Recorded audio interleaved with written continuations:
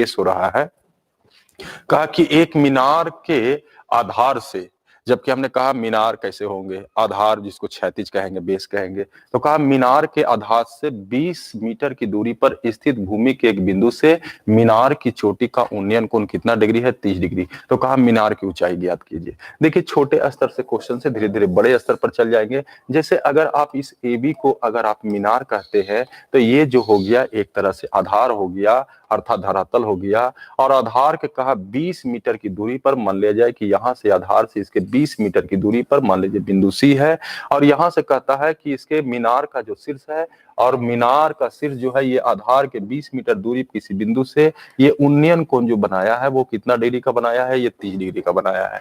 जबकि उन्नयन कहता तो 30 और अवनमन कहता तो हम ऐसे शो कर देते। जबकि ध्यान रखिए उन्नयन कोण और अवनमन कोण आपस में बराबर होता है, मतलब इसका कोई जरूरत नहीं है। लेकिन हाँ कंफ्यूजन नहीं होना चाहिए, इसलिए हम आपको यहाँ लिख दिए। अब देखा जाए क्वेश्चन में ये 20 मीटर दिया हुआ है, यहाँ पर आपको पी का मान कहा जाए ये 90 डिग्री तो बनेंगे। हमने कहा कि किसी तरह का फिगर बनाओ, लास्ट में आपको राइट एंगल ट्रायंगल ही दिखाई देंगे। अब जरा सोचिए इसमें कि अगर यहां कहा जाए तो परपेंडिकुलर का मान आपका दिया हुआ नहीं है, जबकि बेस का मान दिया हुआ है। तो सोचिए कि परपेंडिकुलर और बेस किस में होते हैं, तो वो tan में होते हैं या तो कॉट में होते हैं। तो ये आपके पास दो रास्ते हैं, या तो tan में होंगे या तो कॉट में होंगे। अगर आप tan के हिसाब से सोचते हैं तो परपेंडिकुलर बाई बेस होंगे, और अगर कॉट के हिसाब से सोचते हैं तो बेस बाई परपेंडिकुलर होंगे। बस यही लफड़ा है, मतलब ये लफड़ा ना समझ के करिए कि यही इसका मिस्ट्री है। यानी इसमें एक्टिव ये रखना है आपको कि जैसे हमने कहा कि देखिए इसमें रिक्वायरमेंट क्या है और दिया हुआ क्या है। तो हमने कहा बेस दिया हुआ है, आपको परपेंडिकुलर निकालना है। तो मन में सोचिए कि परपेंडिकुलर और बेस किस में आते हैं, तो परपेंडिकुलर बेस या तो tan में आएंगे या तो कॉट में आएंगे। अब अगर आपको मन में चल गया कि नहीं हम tan के हिसाब से चलेंगे, तो इस tan के हिसाब से ये जो एंगल है बाबू, उस tan को एंगल में कन्वर्ट को करिए एक डिजिट के रूप में।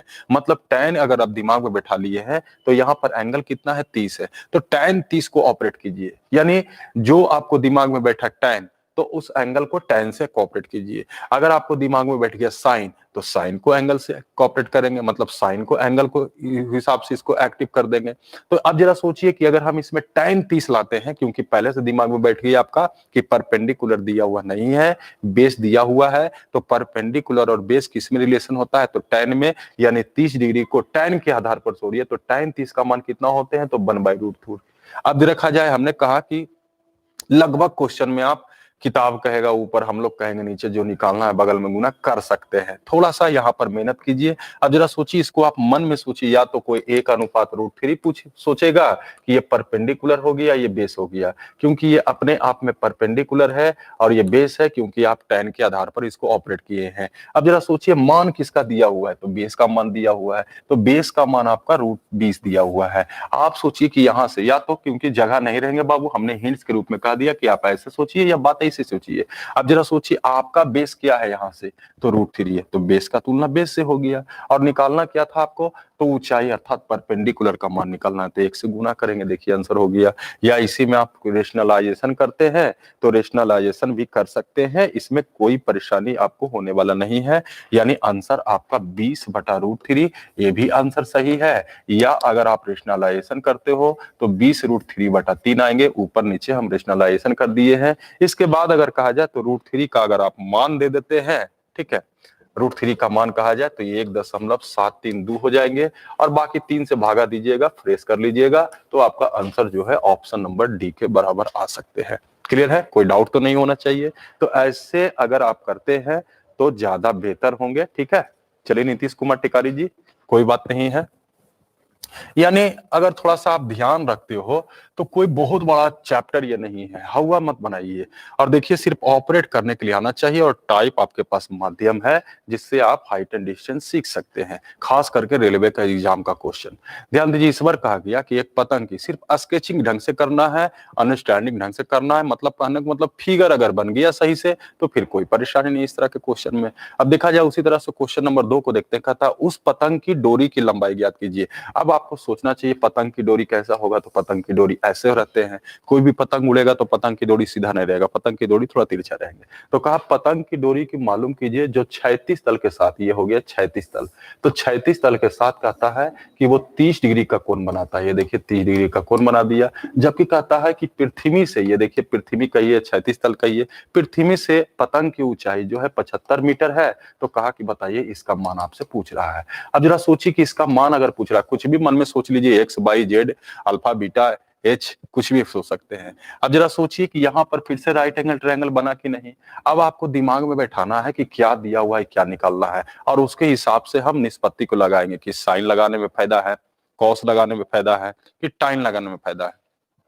जरा सोचिए कि इस एंगल के आधार पर ये परपेंडिकुलर का मान दिया हुआ है और हाइपोटेनस का मान पूछ रहा है। तो परपेंडिकुलर और हाइपोटेनस अर्थात लंब और कर्ण किस में होते हैं, तो परपेंडिकुलर हाइपोटेनस आपका साइन में होता है। यानी इसको साइन के हिसाब से ऑपरेट कीजिए। तो साइन 30 का मान कितना होता है, तो कहिएगा सर 1/2 होता है। अब इसको मन में आपको चलना है, ये परपेंडिकुलर है और ये आपका हाइपोटेनस है। जबकि नियत का तुलना नियत से हमने कहा, तो किताब के हिसाब से परपेंडिकुलर का मान 75 है और हम लोग कहेंगे तो परपेंडिकुलर का मान 1 हो गया। और अगर आपको निकालना है कि हाइपोटेनस का मान कितना है, तो 2 से गुना कर दीजिए। देखिए 75 दूना 150 हो गया। ये आपका आंसर हो गया। अर्थात कह सकते हैं कि पतंग की डोरी की जो लंबाई होनी चाहिए वो ठीक 150 मीटर के बराबर होनी चाहिए।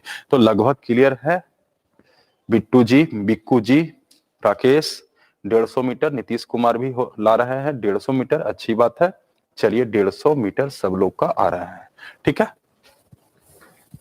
अगला क्वेश्चन पर जरा विचार करते हैं, ध्यान दीजिए।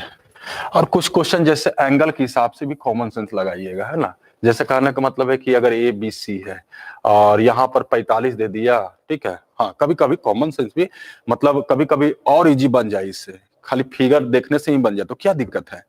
जैसे कहने का मतलब है बाबू कि अगर ये 30 दे दिया है तो कहेगा ये कितना है, तो सर एंगल 45 45 बराबर होंगे, ये भी 45 होंगे तो ये भी 45 होंगे। तो अगर दो कोण बराबर होंगे तो इसके सामने वाला भुजा भी बराबर होंगे। तो कभी कभी ये भी काम करना है ना। लेकिन एंगल के हिसाब से जब एंगल बराबर हो, लेकिन कुछ क्वेश्चन में रहते हैं इसलिए कहते हैं कि इस तरह का काम कीजिए। आइए जरा क्वेश्चन नंबर जरा तीसरा पर आते हैं हम लोग, ध्यान दीजिए। तीसरा में देखिए क्वेश्चन क्या कहता है कि नदी के किनारे एक आदमी खड़ा है, ठीक है, और दूसरे किनारे पर ठीक उसके सामने एक ब्रिज है। अब देखा जाए नदी को आप इस तरह से इंडिकेट कीजिएगा, ए और बी। यहाँ पर मान लिया जाए कि नदी का एक किनारा यहाँ है, दूसरा किनारा यहाँ है। तो नदी के किनारे एक आदमी खड़ा है, मान लीजिए यहाँ पर आदमी खड़ा है, और आगे कहता है दूसरे किनारे पर ठीक उसके सामने एक ब्रिज है। तो ब्रिज की ऊंचाई होनी चाहिए, और जिसका कहता है शिखर से उस स्थान से जो कोण बनता है वो ठीक कह रहा है कि होना चाहिए 60 डिग्री का। तो चलिए ये 60 डिग्री का कोण बन गया, ठीक है। उसके बाद क्वेश्चन में कहता है कि जब आदमी पीछे की ओर, अब देखिए आदमी तो यहाँ खड़ा है तो पीछे जाएगा तो इधर जाएगा, तो कहा पीछे की ओर 16 मीटर जाता है। मान लीजिए कि बिंदु सी पर पहुंच गया इसे, तो 16 मीटर पीछे हो गया। तब कहता है कि ब्रिज से इसका जो कोण बन गया, ये कोण आपका बोल रहा है कितना के बराबर होनी चाहिए, तो ये 45 के बराबर होनी चाहिए। अब देखिए ये ब्रिज है कि नहीं, तो ये वस्तु के रूप में हो जाएंगे, और वस्तु से जितना दूरी बढ़ रहा है बताइए एंगल छोटा। अब देखा जाए इस तरह के क्वेश्चन में कैसे बनाएंगे। अभी तक तो लग रहा था कि हाँ इजी वे में नियत का तुलना नियत से एक ट्रायंगल बन रहा था, लेकिन धीरे धीरे 2 ट्रायंगल भी बनने लगेंगे, यानी मल्टीपल ट्रायंगल में होंगे। अब इसका विचार कैसे करेंगे, तो यहाँ भी हम कहेंगे रेशियो लगा सकते हो। कैसे लगाओगे जरा ध्यान दो। जैसे इसको हम मन में मान लिए यहाँ से यहाँ तक को x मान लिया, ठीक है। लेकिन धीरे धीरे ये भी आपको मानना नहीं है, सारा चीज हटा देना है। अभी सुविधा के लिए अगर नहीं होता है तो आप इसको मान सकते हैं। 2 ट्रायंगल बन रहा है, एक ट्रायंगल आपका ये बन रहा है और दूसरा ट्रायंगल अगर ये बन रहा है। अगर आपको इच्छा है ये जो 16 दिया हो वो नियत राशि के रूप में हो सकते हैं। जबकि ध्यान दीजिए यहाँ से अगर हम या तो आप इस पार्ट को यहाँ से यहाँ तक मान सकते हो, नहीं तो पूरा पार्ट को भी मान सकते हो, परेशानी कुछ भी नहीं है। जरा सोचा जाए इसमें अगर कहा जाए कुछ लोग को अगर यहीं तक पार्ट मान लीजिए बाई, जबकि ध्यान रखिए बाई का मान आपको दिया हुआ है। हम आपको फंक्शन समझा रहे हैं कि रेशियो से सारा चीज ऑपरेट किया जा सकता है। हम ये भी कहें कि कुछ लोग यहाँ तक भी मान सकते हैं, और जब ये पूरी तरह से क्लियर हो जाएगा बाबू तो ये सब मानोगे नहीं, खाली डिजिट से आंसर होने चले जाएंगे। हाँ ध्यान दीजिए, लेकिन अभी समझने के लिए सुविधा के लिए इजी होगा। मान लीजिए अब जरा सोचा जाए यहाँ परपेंडिकुलर है, इसको क्या कहेंगे बेस, तो इसको 60 को हम क्या करेंगे, तो परपेंडिकुलर और बेस के आधार पर यानी tan के आधार पर सोचेंगे। यानी अगर कहते हैं तो tan 60 का मान कितना होता है, तो √3, यानी हम इसी को लिख सकते हैं √3 का मतलब √3 अनुपात 1। तो ये हो गया आपका tan के हिसाब से। तो परपेंडिकुलर बाई बेस यानी h अनुपात आपने x निकाला। इसको समझने में किसी को प्रॉब्लम है तो बोलिएगा, ध्यान दीजिए। यहां पर अगर हम इसको परपेंडिकुलर माने और इसको बेस माने तो परपेंडिकुलर और बेस किस में होते हैं, तो वो tan में होते हैं। तो हम इसको tan 60 को ऑपरेट किए और ध्यान रखिए हमने कहा था कि रेशियो के रूप में बदल सकते हैं आप, तो √3 होते हैं तो √3/1 लिखेंगे। √3/1 का मतलब हुआ कि आप इसको ऐसे भी लिख सकते हो। ध्यान रखो, फिर से समझो, किसी को कंफ्यूजन हो रहा है यहाँ पर। tan 60 का मान कितना हो गया, √3। अच्छा नीचे कुछ नहीं तो कितना हुआ, 1 हुआ। तो आप इसको क्या कहोगे, ये मान जो है परपेंडिकुलर है यानी h का मान है, ये मान जो है वो बेस का मान है, x का मान है। तो उतना टाइम आपके पास नहीं रहेगा। हम इसी को कह रहे हैं कि क्या बाबू ऐसे लिख सकते हो, h अनुपात x बराबर √3 अनुपात 1। देखिए तो कोई समस्या तो नहीं होगा इसमें, देख लीजिए किसी को समस्या है तो, किसी को समस्या तो नहीं है। तो इसका मतलब है अब यही चीज को धीरे धीरे क्या होगा, मन में आप एच एक्स कुछ नहीं मानिएगा, बाद में खाली डिजिट को मेंटेन कीजिएगा, लेकिन अभी समझने के लिए बेहतर विकल्प है और बहुत अच्छा विकल्प है। चलिए क्लियर है। अब जरा सोचिए, फिर से समझ सकते हैं यहाँ पर tan 60 का मतलब √3 और रेशियो में करना है तो 2 गो चाहिए, तो √3 आ गया तो नीचे 1 लिखेंगे यानी √3 अनुपात हो गया लंब बटा आधार का मान। अब जरा यहाँ सोचिए, एक बड़ा ट्रायंगल बन रहा है तो बन रहा है कितना के बराबर है, तो 45 के बराबर है। अब जरा सोचिए अगर हम यहाँ कहें तो ये परपेंडिकुलर का काम करेगा और यहाँ से यहाँ तक बेस का काम करेगा, तो फिर अगर आप परपेंडिकुलर बेस की बात कीजिएगा तो 45 tan 45 के हिसाब से सोचिएगा, एंड tan 45 का मान कितना होता है, 1, यानी इसको हम 1 अनुपात 1 में लिखेंगे। यानी यहां भी लिखेंगे h अनुपात क्या लिखा जाएगा, x प्लस y, क्योंकि देखिए बेस कहां तक आपने लिया है, यहां से यहां तक लिया है। अब जरा सोचा जाए यहां पर एक अगर हम कहें, दिमाग में बैठा हुआ होगा कि सर ऐसा रहता, मतलब देखिए अनुपात पर अनुपात तैयार होगा, खंडित करके एक एक चीज निकाला जा सकता है। किसी के दिमाग में चल रहा हो कि सर h अनुपात x अनुपात y रहता तो कोई नियत राशि रहता, जहां से पूछता वहां से आंसर बन जाते, तो ये इसमें फायदा होगा। फंक्शन को समझो बाबू, बाद में ये सब लिखने की जरूरत नहीं है, खाली डिजिट लिखोगे मेंटेन करोगे आंसर हो जाएगा, लेकिन सारा चीज इसी से ऑपरेट होता है। अब जरा सोचिए इसमें मेडिएटर का काम कौन कर रहा है, h, तो h का मान दोनों जगह बराबर होनी चाहिए, है बराबर नहीं है, तो इसमें आप कितना से गुना कीजिएगा, 1 से, और यहाँ कितना से गुना कीजिएगा, √3 से, तब ना गुना होंगे। अब जरा सोचिए h का मान कितना हो गया, √3 हो गया, x का मान कितना हो गया, तो ये 1 हो गया। अगर x प्लस y का मान कहा जाए तो ये कितना हो जाएंगे, तो √3 के बराबर हो रहा है। देख लीजिए, ध्यान दीजिएगा, फिर से हम समझा देते हैं।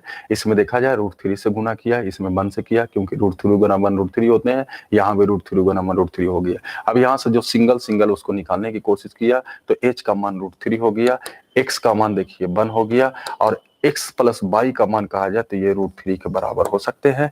अब क्वेश्चन में अगर कहा जाए कि अगर आपको निकालना है सर कि हमको तो h अनुपात x अनुपात y निकालना है, लेकिन ये तो निकल गया आपका x प्लस y का मान। तो ऐसा है बाबू कि इसमें अगर हम ये कर दे कि अगर हम इसमें से x प्लस y का मान √3 करते हैं और x का मान 1 है, तो अगर हम 1 घटा देंगे तो ये आपका मान जो निकल जाएगा वो किसका निकल जाएगा, तो वो y का निकल जाएंगे। चलिए यहाँ पर किसी लोग को प्रॉब्लम है तो हम इसी बात को फिर से समझाते हैं, क्योंकि अगर ये सीखते हो तो आगे फिर परेशानी नहीं होंगे।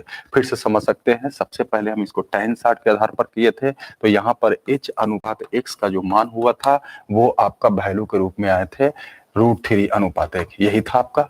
दूसरा, अगर हम बड़ा ट्रायंगल में चले तो tan 45 के आधार पर 1 और अनुपात में लाएंगे तो 1 का मतलब 1 अनुपात 1, और ये किसका आया है, तो ये मान आया है h अनुपात x प्लस y का।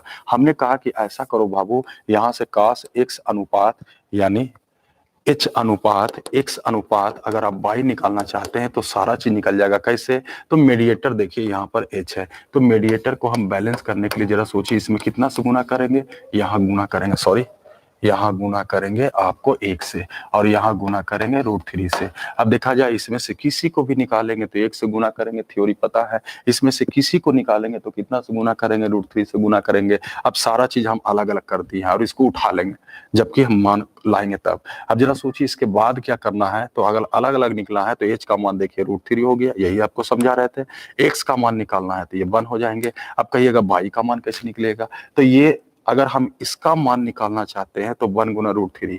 इसका मतलब है कि x प्लस वाई का मान √3 आया है और x का मान आपके पास 1 है, तो हम घटा देंगे यहाँ पर। तो बताइए y का मान निकलेगा कि नहीं निकलेगा? तो y का मान होनी चाहिए यहाँ पर √3 माइनस 1। अब देखा जाए नियत का तुलना। नियत से देखिए, किताब कहा y का मान 16 दिया हुआ है और हम लोग कहेंगे तो √3 माइनस 1 होंगे। और क्वेश्चन में पूछा गया है ब्रिज की ऊंचाई निकालिए h, तो h का मान कितना है? तो √3 है। ये गुना कीजिए, आपका आंसर तैयार हो जाएगा। यानी आंसर ये भी है। कुछ लोग इसको सिंप्लीफिकेशन करना चाहते हैं तो सिंप्लीफिकेशन कर देते हैं। ये 16 √3 माइनस 1 है। हम ऊपर भी √3 प्लस 1 से गुना करेंगे और नीचे भी √3 प्लस 1 से गुना करेंगे। ये अगर पूरा गुना किया जाए तो इसका मान 2 आ जाएंगे, जिससे 2 8 16 हो जाएंगे। आइए अगर हम इसमें गुना करते हैं तो 8 √3 को √3 से गुना करेंगे तो √3 गुना √3 3 हो जाएंगे, 8 या 24 हो जाएंगे और प्लस फिर 8 √3, ये आंसर हो जाएंगे। यानी आंसर होना चाहिए 24 प्लस 8 √3, या इसी में देखिए कॉमन निकाल दिया गया है। अगर आप 8 कॉमन निकालते तो ये 8 या 24, यानी आंसर आपका ये भी होना चाहिए। यानी 8 प्लस 3 प्लस √3, 8 प्लस 3 प्लस √3, यानी ऑप्शन नंबर क्या होंगे? बी। तो इससे ये फायदा होगा। अभी थोड़ा सा हो सकता है कि थोड़ा परेशानी हो, इसमें कोई डाउट नहीं है। फंक्शन को समझिए, इसको बड़े बड़े क्वेश्चन में इजी वे में लग जाते हैं और धीरे धीरे तो हम कह रहे हैं कि जब सीख जाओगे तो ये x y लिखने की कोई जरूरत नहीं है, बस डिजिट पर कमांड होनी चाहिए। तो चलिए आगे बढ़ने की कोशिश करते हैं, ध्यान दीजिएगा। क्लियर है? चलिए बी आ रहा है सभी लोग को, ठीक है, ध्यान दीजिए। और ऐसा ऐसा क्वेश्चन आएंगे, इसी चीज को प्रैक्टिस करोगे तो बाद में क्या होंगे कि आपको जो x y ये जो समझा समझा के लिख लिख के समझा रहे हैं उसको लिखने की जरूरत नहीं है, मन में धीरे धीरे होने लगेंगे और बहुत सारे क्वेश्चन हम खुद करने लगेंगे कि हाँ जी समझ में आ गया, तो हाँ मत लिखो, कर वैसे। अब देखिएगा, टाइप है, ध्यान दीजिए। इस बार देखिए क्वेश्चन में क्या है दिया हुआ।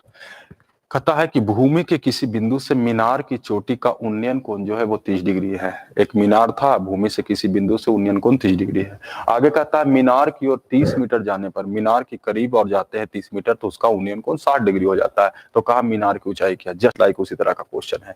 ये देखा जाए, हम एक मीनार बना देते हैं, ठीक है, और यह यहाँ पर भूमि के किसी बिंदु से इसका जो कोण था वो दिया हुआ है। थोड़ा बड़ा फिगर बना देते हैं।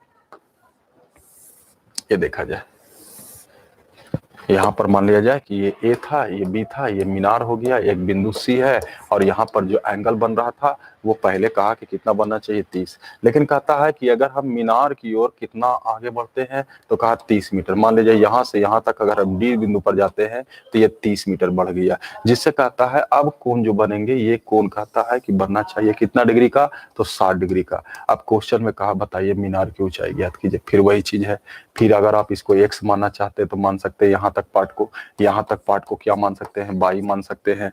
अब धीरे धीरे यहाँ भी सोचिए सर, थोड़ा तेजी लाइए। h मतलब p परपेंडिकुलर और बेस किस में होते हैं? tan में। तो tan 60 का मान कितना होंगे? √3, मतलब √3 अनुपात 1। ये हो गया आपका h अनुपात x का। उसी तरह से बड़ा में चलेंगे तो 30 के हिसाब से सोलोगे तो tan 30 का मान कितना होते हैं? तो 1/√3, तो 1 अनुपात √3। ये किसका मान आया होगा? तो h अनुपात x प्लस y का। बस धीरे धीरे ये भी हटने वाला है। अब यहाँ से मीडिएटर देखिए, मीडिएटर आपका होना चाहिए h, यानी ये मीडिएटर सेम होनी चाहिए। यहाँ 1 से गुना और यहाँ √3 से गुना करोगे। h अनुपात x अनुपात y, पार्ट बाई पार्ट कर देते हैं। यहाँ से जहां पर मान रहेंगे वहीं से उठा लेते हैं। अब जरा सोचिए, h का मान होना चाहिए √3, x का मान होना चाहिए 1 और यहाँ कहा जाए x प्लस y का मान होंगे √3 गुना √3 3। अब जरा सोचिए, यहाँ से कैलकुलेट करो, x प्लस y का मान कितना आया? √3 गुना √3 3। तो यानी x प्लस y का मान 3 है और x का मान आपका 1 आया है। तो y का मान कितना होगा? तो x का मान हम दे देंगे यहाँ पर। देखिए x का मान 1 है, जबकि √3 गुना √3 करते हो तो 3 किसका मान है? x प्लस y का मान। तो जरा सोचिए, x प्लस y का मान रेशियो में ही सोचना है। x प्लस y का मान 3 आ रहा है और x का मान आपके पास 1 है, तो बताइए y का मान कितना होना चाहिए? 2 होना चाहिए। अब यहाँ से देखिए कौन नियत राशि में? तो नियत राशि में y का मान आपको दिया हुआ है 30, तो 30 का तुलना हम कर देंगे, कितना से करेंगे? ये 2 से। और उसके बाद कहा कि बताइए मीनार की ऊंचाई बताइए, तो मीनार की ऊंचाई आपका √3 है, √3 से गुना कर दीजिए। ये देखिए आंसर हो गया कि 15 √3 के बराबर होनी चाहिए। यानी ऑप्शन नंबर कहा जाए तो सी के बराबर होनी चाहिए। सी सी सी हो गया, सी क्लियर है? सी आ गया। कोई डाउट? नहीं। अब देखो, हमने कहा कि धीरे धीरे ये सबको हटाइए, बिल्कुल हाँ, धीरे धीरे बिल्कुल हटाइए। हटाने में आपको करना क्या है, बस थोड़ा सा कंसीडर ढंग से करना है। tan 60 के हिसाब से किए है तो √3/1 हो गया, बस इतना ही लिखो ना भाई, उतना ज्यादा क्या लिख रहे हो। तो ये ऊपर का ऊंचाई है, नीचे जो है आधार है। यहाँ कहा जाए तो उसके हिसाब से चलोगे tan 30 के हिसाब से तो 1/√3, मतलब यहाँ तक का आधार आपका है। और ऊंचाई अभी भी कहा जाए, जबकि देखिए यहाँ भी ये भी ऊंचाई है और ये भी ऊंचाई, जबकि ऊंचाई तो दोनों में बराबर है। तो कितना से गुना करोगे, तो कहोगे सर यहाँ 1 से गुना कर दीजिए और यहाँ √3 से गुना कर दीजिए। देखिए ये फ्रेश होगा तो √3/3 हो जाएंगे और ये फ्रेश होगा तो √3/1 हो जाएंगे, मतलब ये √3 ये हो गया। यहाँ कहा जाए तो ये नीचे देखिए 1 दिया हुआ है, ये पूरा अगर 3 दिया हुआ है यहाँ से यहाँ तक तो ये कितना होगा, 2 होंगे। अब देखिए 2 का मतलब है 30 का तुलना 2 से करते हैं, मीनार की ऊंचाई चाहिए, √3 से गुना करेंगे। तो करना आपको एग्जाम में ऐसे ही है, लेकिन डायरेक्ट करने में कंफ्यूजन हो जाता है, इसलिए हम कह रहे हैं कि थोड़ा प्रैक्टिस कर लो और उसके बाद उड़ते जाओ आंसर तेजी में। तो चलिए आगे बढ़ने की कोशिश करते हैं बाबू, क्योंकि टाइम ज्यादा हो जाएंगे। सीख गए? चलिए अब आगे बढ़ते हैं, ध्यान दीजिए। आइए अगला क्वेश्चन पर विचार करते हैं। कहा 20 मीटर ऊंची मीनार पर झंडा जो है गड़ा है और जमीन पर स्थित एक बिंदु से झंडे के पाद और शीर्ष का उन्नयन कोण क्रमशः जो है वो 45 डिग्री और 60 डिग्री है। तो कहा झंडे के खंभे की लंबाई क्या है। सबसे पहले ध्यान रखिए 20 मीटर ऊंची मीनार पर एक झंडा गड़ा हुआ है, मतलब कहने का मतलब हुआ कि एक मीनार जो है वो इस तरह का हो गया, ठीक है, और इस पर एक झंडा है, मान लिया जाए इस तरह का ये झंडा दिया हुआ है, यानी ए भी एक मीनार हो जाएगा और ए सी जो है एक झंडा हो जाएंगे, ठीक है। जबकि क्वेश्चन में कहा गया है कि जमीन पर स्थित एक बिंदु से झंडे का, ये देखिए जमीन पर स्थित एक बिंदु से झंडे का पाद और शीर्ष का उन्नयन कोण क्रमशः, झंडा का पाद मतलब ये टॉप हुआ, ये बॉटम हुआ, ठीक है। शीर्ष को कहेंगे यहाँ टॉप और बॉटम को कहेंगे पाद। तो कहने का मतलब यहाँ से इसका जो कोण बन रहा था और एक जो कोण यहाँ से बन रहा है, और क्वेश्चन में दिया हुआ है कि एक कोण जो बना है वो 45 डिग्री का और शीर्ष से बनाया है वो पूरा यहाँ से लेकर के यहाँ तक बाबू, ठीक है। ये हम साइड में देते हैं, ये 60 दिया हुआ है। अब फिर यहाँ पर सोचना है, जबकि यहाँ पर 20 मीटर ऊंचाई मीनार का दिया हुआ है। अब यहाँ भी अगर कुछ हमने कहा था कि देखो बाबू कभी कभी 45-45 रहता है तो उसका भी फायदा उठाइए। अच्छा बताओ, इस ट्रायंगल में चलेंगे तो ये देखिए 90 डिग्री है, इस ट्रायंगल में चलेंगे तो ये 45 है, तो 45 के आधार पर कहोगे तो ये 45 है तो ये भी 45 होना चाहिए, जिसको मतलब 20 है तो ये भी 20 हो जाएंगे। कितना इजी हो जाएंगे। अब जरा सोचा जाए अगला बार में क्या करेंगे, तो हमको इसका मान निकालना है। तो ऐसा करते हैं, बड़ा ट्रायंगल यहाँ से इतना बड़ा ट्रायंगल में चलेंगे तो ये 60 है, इसका मतलब यहाँ से यहाँ तक का लंबाई कहा जाए तो ये परपेंडिकुलर का काम करेगा और ये बेस का काम करेगा। बताइए परपेंडिकुलर बेस अगर हम टाइम के हिसाब से तोड़ते हैं तो tan 60 का मान √3/1 होगा, मतलब ये परपेंडिकुलर हुआ होगा और ये जो हुआ होगा बेस हुआ होगा। पी से परपेंडिकुलर, बी से बेस। अब बताइए किसका मान आपका दिया हुआ है, तो बेस का मान दिया हुआ है कि बेस का मान कितना होना चाहिए, 20 होना चाहिए। हम लोग कहेंगे तो बेस का मान कितना होना चाहिए, 1 होना चाहिए। और पूरा यहाँ तक क्योंकि बड़ा ट्रायंगल में लिए हैं तो इसका मान निकालने के लिए √3 से गुना करेंगे, तो ये 20 √3 कहां से कहां तक हो गया, यहाँ तक का मान आ गया। जबकि क्वेश्चन कहा है झंडे की लंबाई, तो झंडे की लंबाई तो यहीं तक निकालना है, तो पूरा लंबाई में से ये लंबाई को हम घटा देते हैं 20। ये देखिए आंसर तैयार हो गया, 20 × √3 - 1 के बराबर, ठीक है। अब इसी को अगर आप √3 का मान दे दीजिएगा 1.732 तो आपका आंसर पॉइंट तक मिल जाएंगे।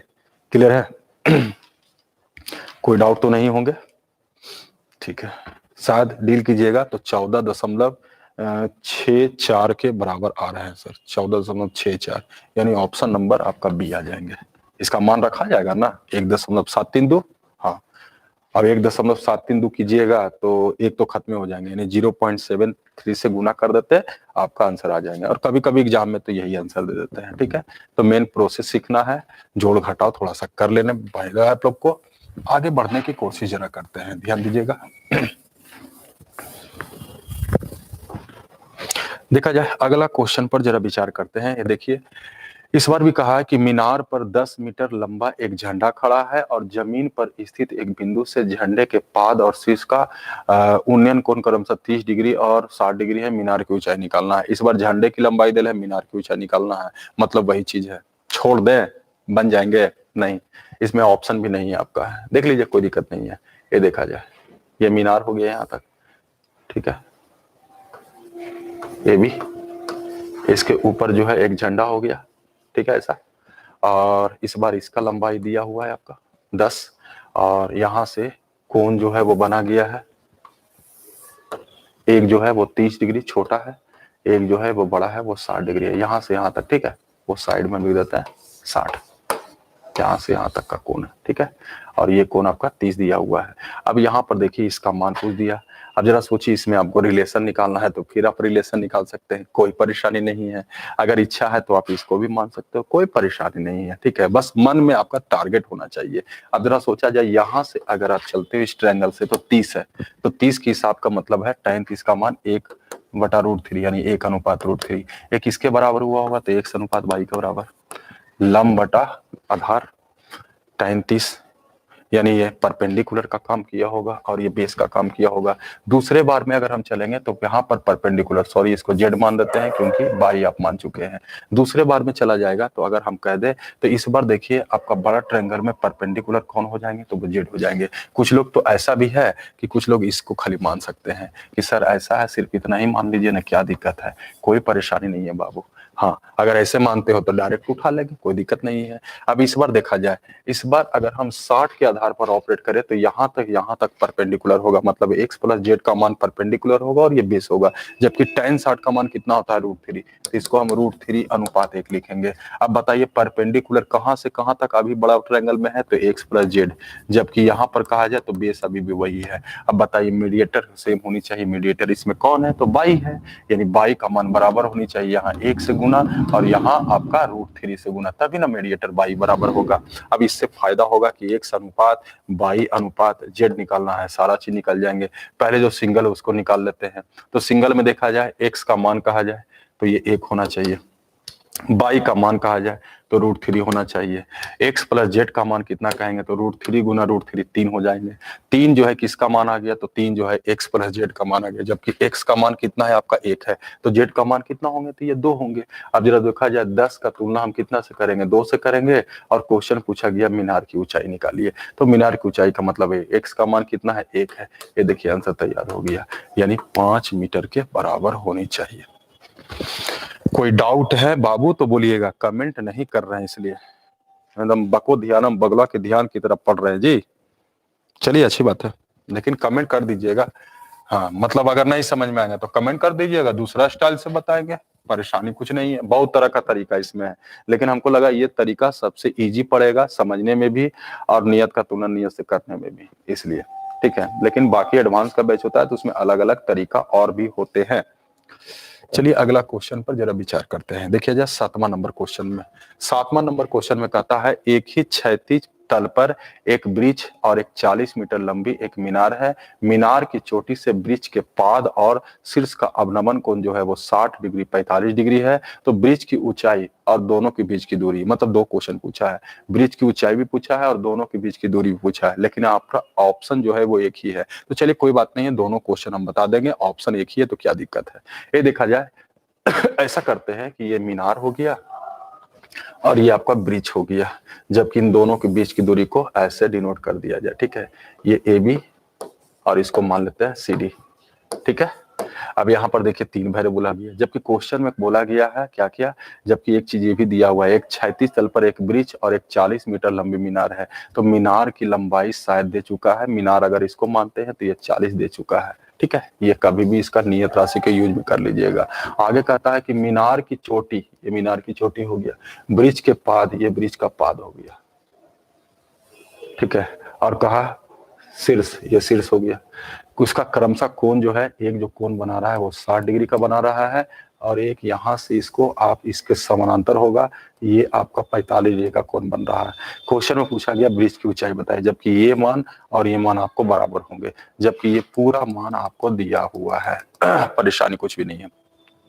अब यहाँ पर आप जैसे बनाना चाहते हैं, कुछ लोग अगर रेशियो को दूसरे वर्जन में आप करना चाहते हैं तो वो भी, मतलब डिजिट डेल है वहीं पर से आप बनाने की कोशिश कीजिए, है वही रेशियो का ही चीज है, मतलब उसको थोड़ा सा स्मार्ट तरीके से देख रहे हैं। देखिए अगर हम इस ट्रायंगल में आते हैं, ध्यान दीजिए रेशियो को ही कर रहे हैं, इस बार हम लिखेंगे कुछ नहीं, लेकिन हाँ ध्यान रखिए जब भी प्रॉब्लम हो तो उसे लिख लिख के बनाइए, कॉन्फिडेंस बढ़ जाए तो फिर अगर तेजी से उड़ाना है तो तेजी से उड़ाइए। ये देखा जाए अगर हम ये ट्रायंगल में आते हैं, यहाँ 90 पढ़ सकते हैं, ठीक है। यहाँ भी आपका 90 पढ़ सकते हैं। अगर हम बड़ा ट्रायंगल में आते हैं तो ये 60 है, ये परपेंडिकुलर दिया हुआ है, बेस आपका नहीं है, तो बताइए परपेंडिकुलर और बेस को ध्यान में रखते हुए tan 60 को तोड़े तो tan 60 का मान कितना होता है, √3 नीचे लिख सकते हैं अपन। तो ये मन में आपका परपेंडिकुलर चलना चाहिए और ये मन में आपका बेस चलना चाहिए। तो देखिए परपेंडिकुलर का मान दिया हुआ है 40, हम लोग कहेंगे तो परपेंडिकुलर का मान √3 होगा और बेस का मान निकालना है तो 1 से गुना, यानी बेस का मान हो गया 40/√3, यानी 40/√3 इसका मान लाए। अब जरा सोचिए कि अगर ये 40/√3 है तो ये भी मान जो होगा वो 40/√3 होंगे, क्योंकि ये लाइन और ये लाइन आपस में समानांतर भी होंगे और बराबर भी होंगे। अब आपसे क्वेश्चन पूछा कि बताइए इसकी ऊंचाई पूछा है, जबकि आगे ऐसा करते हैं सर कि अगर हम ये छोटा ट्रायंगल में अगर यहाँ तक का लंबाई निकालने में संभव हो जाए तो यहाँ तक का लंबाई और ये लंबाई आपस में बराबर है, तो अगर हम ये लंबाई निकालने में यहाँ तक अगर हम कामयाब हो जाएं तो पूरी लंबाई में से अगर ये लंबाई घटाएंगे तो यहाँ तक का लंबाई होगा और यही लंबाई ब्रिज की लंबाई के बराबर होंगे, यानी इसका मान चाहिए और इसका मान भी बेहद ईजी है। जरा सोचिए ये 45 है तो ये भी कितना होगा 45, अर्थात ये 40/√3 है तो ये भी आपका 40/√3 है। अब आंसर करने के लिए पूरा लंबाई 40 में से ये 40/√3 जो है घटा देंगे, आपका आंसर तैयार हो जाएंगे। बाकी आप ढंग से देख लीजिएगा। अब एलसीएम फेलसीएम जो लेना है आप ले सकते हैं। अगर आप एलसीएम लीजिएगा तो ये 40√3 -40 होंगे /√3 होंगे। कुछ और कॉमन उमन निकालना चाहते हैं तो कॉमन भी निकाल सकते हैं, कॉमन निकालिएगा, कहीं गलती तो नहीं हुए है। 40 ले रहे हैं, ब्रिज 40 मीटर लंबी एक मीनार की ऊंचाई ध्यान दीजिए। अब यहाँ पर अगर आप 40 कॉमन निकालते हैं तो ये √3 - 1 होंगे, नीचे कहा जाए तो √3 हो जाएगा। अब इसको तिरछा अगर हम ऊपर नीचे कुछ गुना करें, हाँ तो यही आंसर होंगे, लेकिन ऑप्शन आपका नहीं दे रहा है, ऑप्शन आपका नहीं दे रहा है। कुछ हो सकता है कुछ डिजिट विजिट इधर उधर गलत कर दिया होगा। मतलब लगभग में कह सकते हैं, ठीक है, हाँ लगभग में लिख सकते हैं, लगभग में, ठीक है, हाँ लगभग में लिखिए, लेकिन एक्यूरेट आंसर कहा जाए तो एक्यूरेट आंसर आप यही मारिएगा, ठीक है। हाँ लगभग में मतलब कहने का मतलब है कि अगर यहाँ पर कहा जाए तो इसी को 40/√3 है, इसी को कुछ लोग लगभग में ऐसे कर देते हैं कि ऐसा करते हैं सर कि √3 का मतलब होता है √3 से ऊपर नीचे गुना कर देंगे और इसको अगर कहा दिया जाए तो 40√3 1.732 होगा और इसके बाद 3 से भागा दे देंगे। अगर कहा जाए तो यहाँ पे अगर कहोगे तो गुना करने के बाद भागा दोगे तो लगभग 22 दशमलव समथिंग आएंगे, यानी इसको 23 मानोगे, तब कह सकते हो 40 में से 23 चले जाएंगे, तब आपका आंसर 17 आ जाएंगे। जो 17 आपका 40 में से अगर आप 40 में से 23 घटाते हैं तो ये आपका आ जाएंगे, लेकिन फायदा नहीं है, बेहतर होंगे कि आप सीधा सीधी इसको रखिए, कोई दिक्कत नहीं होगा। किसी को परेशानी है तो कमेंट कर दीजिएगा, मेन आपको प्रोसेस समझना है।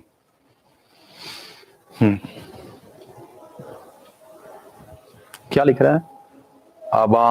अवमान कौन कहा है सर? अवामन अमामन क्या लिख रहा है जी?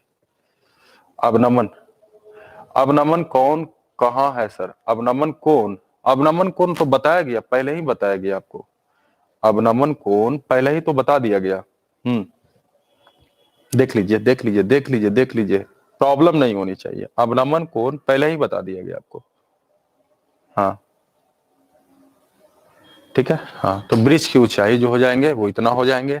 और अगर आपसे पूछता है कि बताइए ये बीच की दूरी क्या है, तो बीच की दूरी था आपका 40/√3, ठीक है। लेकिन 2 क्वेश्चन थे, ये दूरी का हो गया आंसर और ये हो गया ब्रिज की ऊंचाई का, ठीक है। 2 क्वेश्चन थे, ब्रिज की ऊंचाई और दोनों के बीच की दूरी, तो ये दूरी हो गया, दूरी जो आया था आपका 40/√3 आया था, ये आंसर हो जाएंगे। और ब्रिज की ऊंचाई कहा जाए तो ये आंसर हो जाएगा, ठीक है।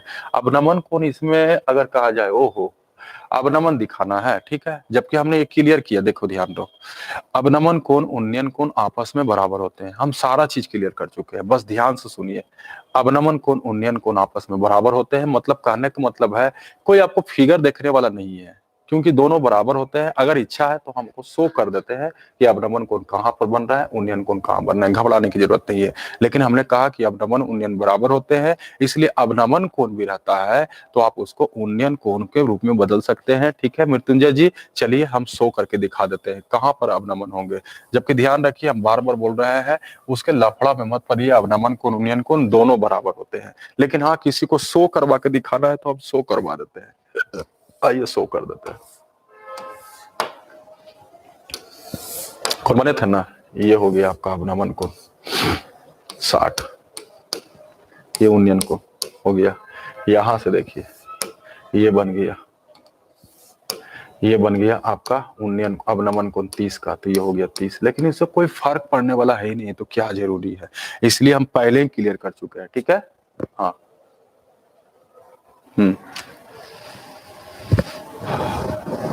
अगर सीए पहुंचेगा तब सर जी, क्या सीए क्या पूछ रहे हैं नीतीश कुमार टिकारी जी, बोलिएगा तब ना। अगर सीए पूछेगा तब सर जी, सीए मतलब सीए क्या थे, खैर दोनों चीज आपको बता चुके हैं। हाँ, बीच की दूरी भी बता दी है और आपको ये ब्रिज की ऊंचाई भी बता दी है। इसके अलावा कौन सा क्वेश्चन था आपका, बोलिएगा तब ना। ठीक है, अगला क्वेश्चन रहेंगे नीतीश जी टिकारी के, तो आप पूछ लीजिएगा। ठीक है हाँ, लेकिन दोनों तरह का क्वेश्चन बता दिया गया है, इसलिए कह रहा है अभी भी दिमाग में बैठा लीजिएगा। अवनमन कोण और उन्नयन कोण रहते हैं तो उससे कोई परेशानी आपका नहीं है, दोनों कोण बराबर होते हैं। तो एग्जाम में आप उन्नयन कोण पर लाने की कोशिश करो, एग्जाम में कोई देखने वाला नहीं आपका प्रोसेस किया है। हाँ तो क्लियर है, अवनमन कोण भी हम शो कर दिए, कोई समस्या है तो बोलिएगा। हाँ सीए मैन, मैन का मैन का अगर कहा जाए तो वहां पर कभी कभी आदमी की ऊंचाई लिखेगा तो वहां पर निकालना है, और कभी कभी आदमी के बारे में ऊंचाई नहीं लिखेंगे तो मतलब आदमी का ऊंचाई नहीं निकालना है। हाँ मैन। चलिए आगे बढ़ते हैं, देखते हैं आदमी उदमी का रहेंगे तो ठीक है। ध्यान दीजिए, अगला क्वेश्चन पर विचार करते हैं। ये देखा जाए, कहता है कि एक मीनार चोटी से 7 मीटर ऊंचे भवन के शिखर और आधार का अवनमन कोण, एक मीनार था और मीनार की चोटी से एक 7 मीटर ऊंचे भवन के शिखर और आधार का अवनमन कोण 45 डिग्री और 60 डिग्री है, मीनार की ऊंचाई निकाले। देखिए उसी तरह का क्वेश्चन फिर आ गया। ये देखिए एक मीनार हो गया और इस पर कहा गया है कि भवन 7 मीटर ऊंचा है। ये देखिए थोड़ा उल्टा कर दिया, ये भवन है, इनके बीच की दूरी ये हो गया। जबकि क्वेश्चन में बोला गया है कि कोण जो है मीनार के, देखिए मीनार की चोटी से 7 मीटर ऊंचे भवन के शिखर, भवन का शिखर ये हो गया और भवन का आधार आपका ये हो गया, और कोण जो है यहाँ से इसको आप बराबर करने की कोशिश कीजिए। जबकि ध्यान रहे ये मान और ये मान आपस में बराबर है, ये 7 मीटर आपको दिया हुआ है। और क्वेश्चन में देखिए क्या क्या दिया हुआ है। एक जो कोण था आपका, सबसे पहले यहाँ पर कहा गया था भवन का शिखर, तो भवन का शिखर ये हो गया, मीनार का आधार हो गया, और क्रमशः कोण जो है ये 45 डिग्री है और ये जो है आपका 60 डिग्री है। फिर क्वेश्चन में पूछा है बताइए मीनार की पूरी ऊंचाई क्या है, यानी यहाँ तक ऊंचाई पूछे है। अब इसके लिए भी यहाँ भी क्या करो, अगर हम मान ले जाए इसको पूरा यहाँ तक का मान, यहाँ तक का मान, क्योंकि ऑपरेट करना आपका इजी होना चाहिए।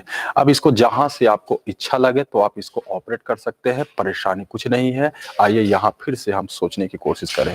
बाबू ये 7 है तो ये भी कितना होंगे, तो वो 7 होंगे।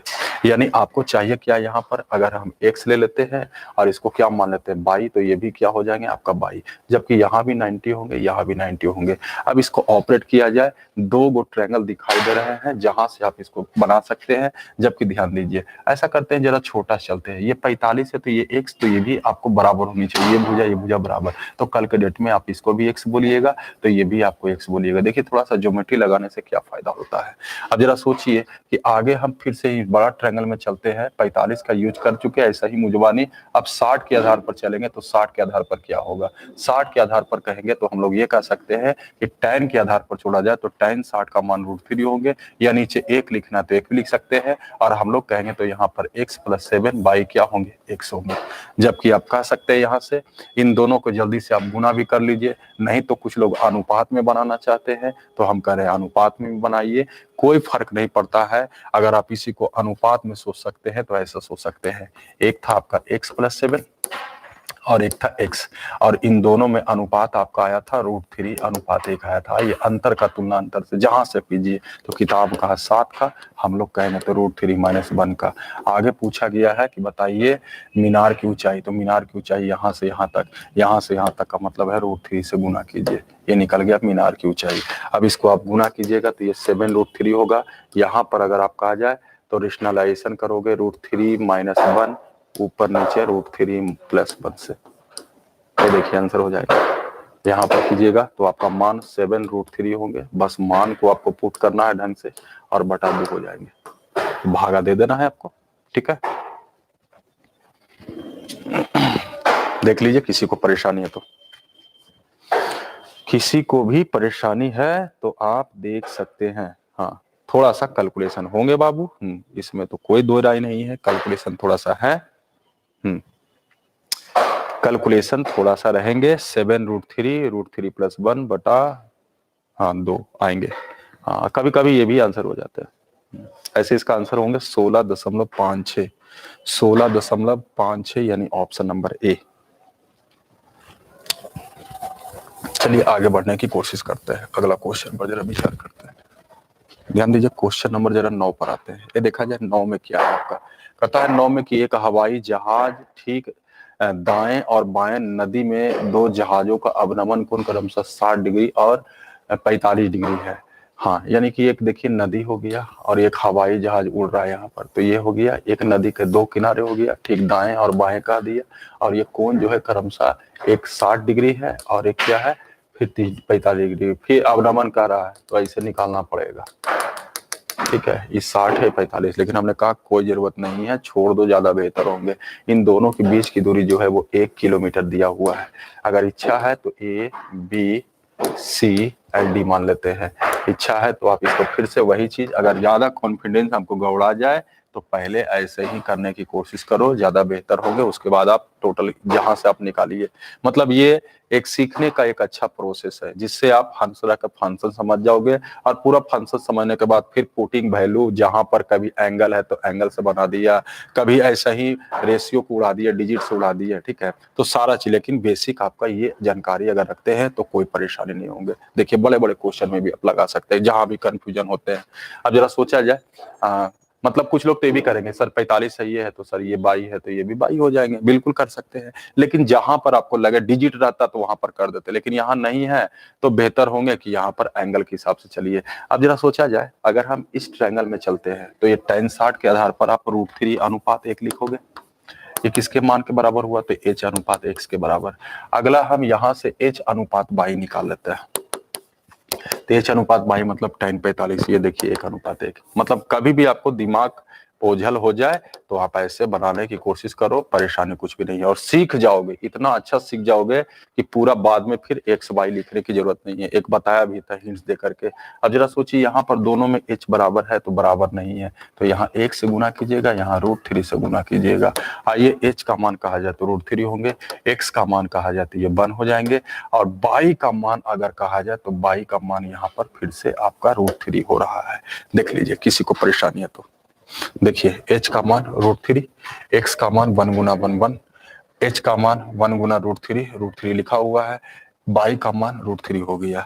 अब इसके बाद आपको क्या क्या दिया हुआ है, तो देखिए दोनों के बीच की दूरी यानी x + y का मान 1 दिया हुआ है। हम लोग कहेंगे x + y का मान कितना होना चाहिए, तो √3 + 1 होनी चाहिए। आगे क्वेश्चन में पूछा गया है कि बताइए हवाई जहाज की ऊंचाई क्या है, यानी h का मान निकाला है √3, ये आंसर तैयार हो गया। इसमें भी अगर कहा जाए तो आंसर ये भी हो सकते हैं, या कुछ लोग कह सकते हैं √3 × √3 - 1 बटा 2 के बराबर, तो ये भी आंसर हो सकते हैं, ठीक है। और कुछ लोग अगर कहा जाए तो ये जो आपका 1 किलोमीटर है उसको 1000 मीटर में भी बदला जा सकता है, क्योंकि आंसर आपका मीटर में दिया है जबकि यहाँ पर मेंशन किया है किलोमीटर। तो ये अगर कहा जाए तो एक जो किलोमीटर है उसको 1000 मीटर कर देते हैं, और यहाँ से कहा जाए तो फिर वही √3 + 1 करेंगे, √3 से आप गुना कीजिएगा। अगर कहा जाए इसमें, इसके बाद कहा जाए, देखिए टोटल आधार का योग x प्लस वाई का योग का तुलना x प्लस वाई से, ऊंचाई निकालना है तो √3 से गुना कीजिए। तो ये भी आपका आंसर सही है। कुछ लोग ये भी कर सकते हैं कि 100√3 1000√3 है सर, हम ऊपर नीचे √3 -1 से गुना कर देंगे, बिल्कुल कर सकते हैं। तो नीचे भी कीजिएगा तो a plus B into A minus B, ये कटेगा तो ये 500 हो जाएगा। अब तो आपको देना ही पड़ेगा 500 इंटू 3 माइनस √3, तो ये भी आंसर होगा। या कुछ लोग √3 का मान दे करके लेस करके डील करके लाइएगा, तब भी आंसर लगभग में आ सकता है। बिल्कुल सारा जो है आंसर लगभग में होंगे, लेकिन ध्यान रखिए एग्जाम में आपको ये जो है पूरा फंडामेंटल से बता दिया गया है। एग्जाम में उतना नहीं लफड़ा रहेंगे, पॉइंट वन दीजिएगा, आंसर आपका आते रहेंगे। क्लियर है? देख लीजिए, किसी को डाउट है तो, किसी को डाउट है तो बोल सकते हैं। एक कह रहे हैं सर आंसर मिला दीजिए ना सर। ठीक है बाबू, आंसर हमको मिलाना है। देखो आंसर भी मिला देते हैं, घबराइए नहीं, घबराइए नहीं। देखिए, यानी नहीं कर सकते हो तुम लोग। देखिए √3 -1 थे, सॉरी। आइए देखा जाए, प्रदीप जी है कोई, वो कह रहे हैं सर आंसर भी मिला देते हैं तो ज्यादा अच्छा रहता। ठीक है बाबू, देख लो आंसर मिला देते हैं, घबराइए नहीं। इसको अभी नहीं होता है तो छोड़ देते हैं। ये देखिए, इसको गुना करोगे तो 3 माइनस √3 होगा, नीचे क्या होंगे 2 होंगे, 1000 को बस साथ में लेके चलो। अब ऐसा करते हैं, इसका मान कहा जाए तो 1.732 होता है। ध्यान दीजिए, इस बोर्ड में थोड़ा सा प्रॉब्लम हो जाता है। इसका मान कहा जाए तो 1.732 होते हैं ना। अब ऐसा करते हैं, यहाँ पर लेस करते हैं, तो पहला लेस करेंगे यहाँ पर तो 10 में से 2 जाएंगे, ये 8 हो जाएंगे। ये 9 में से 3 जाएंगे, ये 6 हो जाएंगे। उसी तरह से ये कहा जाए आपका, तो ये वैल्यू आपका वैल्यू ध्यान दीजिए, पहला तो किया गया 10 में से 2 गया 8, 9 में से 6 गया 3, 9 में से 7 गया 2, और ये पॉइंट के बाद ये 2 बचेंगे। अब इसको 2 से भागा दीजिए, देखिए आपका आंसर मिला देते हैं। अब इसको अगर आप भागा देते हैं तो भागा देने पर आपका आएंगे, सॉरी 1 होंगे यहाँ पर, ध्यान दीजिएगा, क्योंकि 1 रुपया तो खत्म हो गया तो 2 रुपया में 1 रुपया बचे। अब इसको भागा देते हो तो ये 0.6 हो जाएंगे, फिर 2 3 6 हो जाएंगे, 2 4 8। अब ये 0 तीनों को डालोगे तो ये 634 के बराबर हो जाएंगे। 634 ऑप्शन नंबर क्या होंगे तो सी होंगे। तो थोड़ा ये कैलकुलेशन कर लेना बाबू, ठीक है। हाँ, मेन हमको प्रोसेस आपको सिखाना है और प्रोसेस हम आपको सिखा रहे हैं पूरी बढ़िया से, ठीक है। और कभी कभी आंसर √3 यही सब में रहते हैं। देख लीजिएगा किसी प्रकार का सेट, यहाँ भी देखा जाए इस क्वेश्चन में, देखिए क्या कहता है कि एक 10 मीटर चोटी पर बैठा हुआ एक आदमी पाता है कि उसके ठीक दाएं और बाएं जमीन पर 2 वस्तु, सेम उसी तरह का क्वेश्चन है। मीनार की ऊंचाई दिया हुआ है, बीच की दूरी निकालना है। और अगर देखिए धीरे धीरे क्या होंगे ना कि सारा चीज आपको फंक्शन पता चलते रहेंगे, तो ये धीरे धीरे आपको ये सब मुजवानी याद हो जाएंगे। यही इसमें फायदा होता है। ये आपका 100 दिया हुआ है, ठीक है, ये एस था, ये एक्स था, ये वाई था। धीरे धीरे आपको क्या होगा वो याद हो जाएंगे। एक 60 था और एक कितना थे 45, ठीक है, इधर है कोई लेना देना नहीं है। तो यहाँ से आपको पता होंगे, क्या पता होंगे कि इसका मान जो था वो √3 के बराबर था, इसका मान यहाँ से यहाँ तक था √3 + 1 थे कि नहीं थे। तो धीरे धीरे याद हो जाते हैं। तो ये 100 का तुलना हम कितना से कर देंगे √3 से। और अगर क्वेश्चन में कहा है कि बताइए दोनों वस्तु के बीच की दूरी निकालना है √3 + 1, फिर डील कीजिए, आपका आंसर तैयार हो जाएंगे। अभी देखा गया वही चीज फंक्शन है। क्लियर है? वही फंक्शन है इसमें भी, मतलब धीरे धीरे अनुपात को आप याद रख लीजिएगा कि यही तो बार बार आते रहता है। देख लीजिएगा करके। इस बार क्वेश्चन में देखा जाए 11वां नंबर क्वेश्चन में देखिए, 11वां नंबर में कहता है कि क्षैतिज तल पर स्थित किसी वस्तु का एक वृक्ष के शीर्ष से अवनमन कोण 60 डिग्री है। क्षैतिज तल पर एक स्थित किसी वस्तु है और वृक्ष के शीर्ष से उसका अवनमन कोण जो है वो 60 डिग्री है। 20 मीटर नीचे उतरने पर उसका अवनमन कोण 30 डिग्री है। मतलब क्या हो रहा है कि क्षैतिज तल पर इसी किसी वस्तु का एक वृक्ष के शीर्ष का अवनमन कोण, मतलब एक वृक्ष है, ठीक है, और ये कहीं पर देख रहा है, तो ये अवनमन कोण जो बनाया, अवनमन इधर बनेंगे लेकिन इधर भी आप लिख सकते हो, तो अवनमन कोण 60 डिग्री। लेकिन कहता है 20 मीटर नीचे उतरने पर, यही ब्रिज था, 20 मीटर अगर नीचे उतरता है, मान लीजिए यहाँ से जैसे कि सकता है सी पर, तो ये 20 मीटर नीचे उतर जाता है, तब कहता है ये जो कोण बनता है वो कितना डिग्री का बनता है, तो 30 डिग्री का। अब क्वेश्चन में कहा कि बताइए कि ब्रिज के पाद से वस्तु की दूरी वस्तु की दूरी, ये क्वेश्चन है। और ब्रिज की ऊंचाई भी पूछा है, ब्रिज की ऊंचाई ने दो चीज पूछा है, ब्रिज की पूरा ऊंचाई भी, वस्तु की दूरी। अब यहाँ भी अगर इच्छा है तो सेपरेट सेपरेट मान के चलो, चलो कंफ्यूजन नहीं होनी चाहिए। इसको हम सीधा सीधी एक्स बोल देते हैं, इसको वाई बोल देते हैं, और इसको हम जेड बोल देते हैं। इसमें तो लफड़ा नहीं होंगे। फिर से जरा सोचा जाए, इन छोटा ट्रायंगल से चलिए, तो tan 30 के हिसाब से 1/√3 1/√3, यहाँ कहेंगे तो हम y/x कह सकते हैं। फिर एक बार अगर हम बड़ा से चलते हैं तो tan 60 का मतलब √3/1 होंगे। यहाँ से कहेंगे तो इसका मतलब हो गया z + y/x हो जाएंगे। मीडिएटर सेम होनी चाहिए, मीडिएटर यहाँ पर x है। सारा में आप ऐसे करो बाबू, कोई समस्या नहीं होंगे। आइए यहाँ से हम निकाल देते हैं y/z/x, सब निकल जाएंगे। देखा जाए y का मान कितना हो गया 1, x का मान कितना हो गया वो भी लिख देते हैं। x का मान साइड में है, x का मान आप यहां से भी निकालोगे तो √3 हो जाएंगे, ठीक है। अब रही बात z का मान कहां से निकलेंगे, तो x + z का मान कितना हो गया √3 गुना मान √3, तो √3 का √3 गुना मान √3 3 हो गया।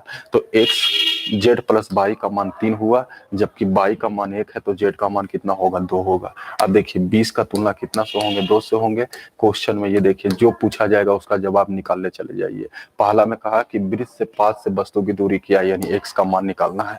x का मान आपका √3 है, यानी पहला आंसर होनी चाहिए 10√3। दूसरा क्वेश्चन पूछा कि बताइए ब्रिज की ऊंचाई कितनी है। ब्रिज की ऊंचाई यहाँ से यहाँ तक आपको चाहिए, यानी x + z दोनों का मान चाहिए। x + z का मतलब है, सॉरी, y + z दोनों का मान चाहिए। y का मान 1 हो गया, z का मान 2 हो गया, यानी यहाँ पर 3 से गुना करेंगे, यानी 10 दिया 30 मीटर। ये देखिए एगो का मान दिया है, लेकिन क्वेश्चन 2 को पूछे थे तो 2 आंसर यहाँ नहीं दिया, ठीक है, लेकिन दोनों आंसर निकाल दिए हैं। अगर कहेगा कि ब्रिज की ऊंचाई बताइए तो आप 30 बोलिएगा, है ना, और दूरी कहेगा तो 10√3 हो जाएंगे। देख लीजिए किसी को परेशानी ना हो। क्लियर है, चलिए क्लियर है। थोड़ा सा घर पर जाकर के फिर से प्रैक्टिस करोगे वो टाइप को, रेशियो से जैसे जैसे है, उसके बाद आपके पास क्लियर हो जाएंगे। फिर आप x y मानो या ना मानो, उससे कोई लेना देना नहीं है, ठीक है। इस बार देखते हैं, कहा गया भूमि के किसी बिंदु से एक पतंग की तनी हुई डोरी की लंबाई 85 मीटर। ये देखिए तनी हुई डोरी ये 85 है, और कहता है यदि डोरी भूमि तल के साथ थीटा कोण बनाता है, ये पतंग की ऊंचाई हो जाएंगे, ये थीटा कोण बनाया, और कहता इस प्रकार बनाता है कि tan थीटा का मान पहले से लिख दिया है 15/8। कहा पतंग की ऊंचाई ज्ञात कीजिए। कितना इजी है, कितना इजी है। ये देखिए परपेंडिकुलर हो गया और ये बेस हो गया। क्या दिया हुआ है आपको, तो परपेंडिकुलर बेस हो गया, तो यहाँ पर इसका हाइपोटेनस निकालेंगे तो 17 होगा कि नहीं होगा सारा। अब बताइए हाइपोटेनस का मान दिया हुआ है 85, हम लोग कहेंगे तो 17। और क्वेश्चन में पूछा कि बताइए पतंग की ऊंचाई क्या है, पतंग की ऊंचाई मतलब परपेंडिकुलर, परपेंडिकुलर मान 15। ये देखा जाए 15 × 5 = 75 हो जाएंगे। देखिए हो सकता है कुछ लोग को थोड़ा नया नया लग रहा होगा तो लग रहा होगा टफ, लेकिन टफ नहीं है। थोड़ा सा रेशियो पर कमांड कीजिए, फंक्शन को समझिए, और कह रहे हैं कि एक बार बताए हैं तो घर पर फिर से रिपीट कर लीजिएगा, परेशानी आपको कुछ नहीं होंगे, ठीक है। चलिए ध्यान रखिएगा। और मेन है कि जो चीज 1 हफ्ता का चीज है वो हम लोग 1 घंटा में सीखने की कोशिश कर रहे हैं, तो थोड़ा क्रैश कोर्स है, थोड़ा तेजी लाना पड़ेगा। हम तो बहुत तेजी भी नहीं चल रहे हैं, अभी तो हम सब में लिख रहे हैं x/y, बाद में तो लिखते भी नहीं है, सिर्फ आंसर उड़ा दीजिए डिजिट से, और हम समझा चुके हैं क्वेश्चन में, हम आपको समझाए हैं। अगला क्वेश्चन देखते हैं, ये देखा जाए, ध्यान दीजिए। अगला क्वेश्चन में कहता है हवा के झोंके से एक पेड़ की ऊपरी भाग टूटकर 2√3 मीटर की दूरी पर 60 डिग्री के कोण पर जमीन छूता है। मतलब एक देखिए ब्रिज था, मान लीजिए ये भी एक ब्रिज है, हवा के झोंके से टूट गया, मान लीजिए सी बिंदु से टूटा, तो टूटेगा तो सीधा नहीं गिरेगा, लप कर कैसे गिरेगा। तो ये क्वेश्चन में कहा गया कि कितना मीटर की दूरी पर, 2√3 मीटर की दूरी पर यह 60 डिग्री का कोण बना है। जबकि ध्यान रखिए ये लंबाई आपस में बराबर हो गई ना, मुड़ कर किधर मुड़ गया होगा। अब क्वेश्चन में कहा कि पेड़ की पहली ऊंचाई निकाली, यही पूरा पहली ऊंचाई निकालना है। यहाँ भी सोचिए तो और इजी हो गया आपका। देखा जाए ऊंचाई का मतलब ये भी मान चाहिए और ये भी मान चाहिए। ये मान जो है कहां से देगा, ये मान से देंगे। tan 60 के आधार पर ऑपरेट कर दे, पहले ये हम निकालना चाहते हैं तो tan 60 के आधार पर ऑपरेट कीजिए, तो √3/1 होते हैं, तो ये आपका हो गया 2√3, ठीक है। चलिए इसका मान निकाल रहे हैं, ध्यान दीजिए इसका मान। ये देखा जाए tan 60 का मतलब √3/1, ये परपेंडिकुलर, ये बेस का मान आपका कितना है 2√3, तो 2√3 का तुलना कितना से करेंगे, एक से परपेंडिकुलर निकालना है ये, यानी पहला हो गया √3 गुना √3 3, 3 दूना 6, तो इसका मान आपका आ गया 6 के बराबर। चलिए इसका भी मान निकालना चाहते हैं। फिर सोचिए, अगर इसको आप आधार मानते हो, इसको कर्ण मानते हो, तो आधार कर्ण किस में होता है, बार बार आप यूज कीजिए, और जैसे यूज कीजिएगा एंगल भी उसी तरह से यूज होगा। तो ये आधार है, मतलब ये बेस है, और इस बार हाइपोटेनस निकालना है, क्योंकि ये निकालते तो ये निकल जाएगा, बराबर है, क्योंकि ये डायरेक्ट ये नहीं निकलेंगे, ये से निकलेंगे। तो इस बार बेस दिया हुआ है और हाइपोटेनस निकालना है, तो बेस और हाइपोटेनस किस में होते हैं, तो कॉस में होते हैं। तो इस बार कॉस के हिसाब से सोचिए, तो कॉस 60 का मान कितना होते हैं, तो 1/2 होते हैं। तो ये आपका हो गया बेस और ये हो गया हाइपोटेनस h। ठीक है, अब जरा सोचिए जी, बेस का मान कितना दिया हुआ है, तो बेस का मान यानी इस बार हम ये मान निकाल रहे हैं। तो बेस का मान कितना दिया हुआ है, 2√3। हम लोग कहेंगे बेस का मान कितना दिया हुआ है, तो 1, और हाइपोटेनस निकालना है तो 2 से गुना, यानी ये 4√3 हो गया। तो ये 4√3 हुआ, तो ये भी कितना होगा, 4√3। अब ऊंचाई निकालना है तो जोड़ देते हैं, देखिए यहाँ भी आपको लगभग में आएंगे 6 + 4√3, √3 का मान दे दीजिए, आपका आंसर तैयार हो जाएंगे। मतलब इतना भी आंसर आप लिखते हो तो कोई परेशानी होने वाला आपका नहीं है। ठीक है, क्लियर। आइए, और है जी बचा हुआ, अभी और है। देखा जाए, कहता है किसी एक बिंदु से एक टावर का उन्नयन कोण टेंजेंट, फिर वही चीज है, 240 मीटर दूरी टावर बढ़ने पर 2/4 मान हो जाता है। तो कहा कि बताइए टावर की लंबाई क्या है। ध्यान दीजिए, यहाँ भी वही क्वेश्चन है, थोड़ा सा अल्टर कर दिया है कि किसी बिंदु से एक टावर का उन्नयन कोण, मान लीजिए टावर है, एक बिंदु यहाँ पर था, और एक उन्नयन कोण जो है टेंजेंट के रूप में, यहाँ मान लीजिए टेंजेंट के रूप में अगर कहा जाए, मान लीजिए थीटा है, तो tan थीटा का मान दे दिया है 5/12। ठीक है, लेकिन कहता है कि उस बिंदु से 240 मीटर टावर की ओर बढ़ने पर, मतलब टावर की ओर बढ़िएगा तो इधर बढ़िएगा। ये देखिए, यहाँ से यहाँ तक का लंबाई दिया हुआ है, हम इसको साइड में लिख देते हैं बाबू। ध्यान दीजिए, ये कोण जो है कैसे बनाया है, तो tan थीटा बराबर 5/12 बनाया है। ठीक है, जबकि कहता है कि अगर हम 240 मीटर अगर हम करीब में बढ़ते हैं, तो कहता है इसका मान जो है एंगल में ही बोला गया है, यहाँ भी वही थीटा होंगे, लेकिन एंगल में इस तरह से बनाया गया है कि tan थीटा का मान 2/4 यानी 1/2 हो जाते हैं। ठीक है, अब क्वेश्चन में पूछा गया कि टावर की ऊंचाई क्या है। ये देखिए कितना बढ़िया क्वेश्चन है इस बार। अब देखा जाए, यहाँ पर अगर कहा जाए तो हम लोग मान को बैलेंस करने की कोशिश करेंगे। सबसे पहले कहा जाए तो यहाँ पर अगर आप निकालना चाहते हैं तो आप इसका यूज कीजिए। ध्यान दीजिए, यहाँ भी कहा जाए आप इसको h मान लो, इसको x मान लो, और इसको क्या मान लो, y मान लो यहाँ तक। ठीक है, अब देखिए, अगर हम यहां से चलते हैं तो tan थीटा का मान 1:2 है, जबकि होता क्या है, तो लंब बटा आधार होते हैं, यानी h/x। दूसरा में क्या करेंगे, h/x + y करेंगे, तो ये मान जो होगा वो 5:12 होंगे। देखिए h पूरा ये वाला कवर कर लिए पूरा वाला से। अब बताइए, दोनों में h बराबर होनी चाहिए, है बराबर नहीं है, तो इसमें 5 से गुना कर देते हैं, तो 5 × 1 5 हो जाएंगे। यहाँ कुछ नहीं तो 1 से गुना करेंगे। अब यहाँ से h/x/y जो निकालना जो निकालिए, h का मान 5, x का मान 10, यहाँ 12, तो ये 2 हो जाएंगे। अब देखा जाए क्या दिया हुआ है, y का मान दिया हुआ है 240। आप बताइए y का मान कितना दिया हुआ है, 2। आगे कहा बताइए टावर की ऊंचाई, h का मान निकालना है 5। ये देखा जाए 12×5 = 60, कटेंगे ना, हाँ 12×5 = 60। देखिए आंसर दिया है, आपको कुछ अलग दे दिया है। कहीं समस्या है तो ये 2/4 में समस्या होगा बाबू। 2/4 में 2/4 यहाँ गलती लिखाया है, लेकिन जो है डीलिंग करके जो आया है वो आंसर कर दीजिएगा। यहाँ पर कुछ मिसप्रिंट है, ध्यान दीजिएगा, यहाँ पर कुछ गलत है, कुछ गलत है, कंफ्यूजन नहीं होनी चाहिए। ठीक है ना, यहाँ पर कुछ मिसप्रिंट है, था उसी तरह का क्वेश्चन है ये, थोड़ा सा यहाँ पर ट्विस्ट किया गया, इसको समझने की कोशिश करते आप, और समझा भी दिया गया है। यहाँ पर सर गलती है सर इस बार क्वेश्चन में, ये 2/4 नहीं होगा, 2/4 लिखने से बेहतर है 1/2 लिखता, कुछ यहाँ पर मिसप्रिंट है। खैर इस तरह का क्वेश्चन हुए हैं, ठीक है, घबराने की कोई जरूरत नहीं है। आगे देखते हैं, कुछ और क्वेश्चन है तो उसको भी हम लोग क्लियर कर लेते हैं। सब में क्या क्या था, दो दो क्वेश्चन है। इस बार कहा कि एक सड़क किसी बिंदु से सड़क के दोनों किनारे स्थित 6 मीटर लंबे पोल और एक अज्ञात लंबाई का पेड़ क्रमशः 30 डिग्री और 60 डिग्री का कोण बनाते हैं। पेड़ की लंबाई बताएं। यदि बिंदु पेड़ तथा पोल एक सीधी रेखा में हो और पेड़ और पोल के बीच की दूरी जो है वो भी आपका 20 मीटर जो है वो दिया हुआ है। ठीक है, ध्यान दीजिए।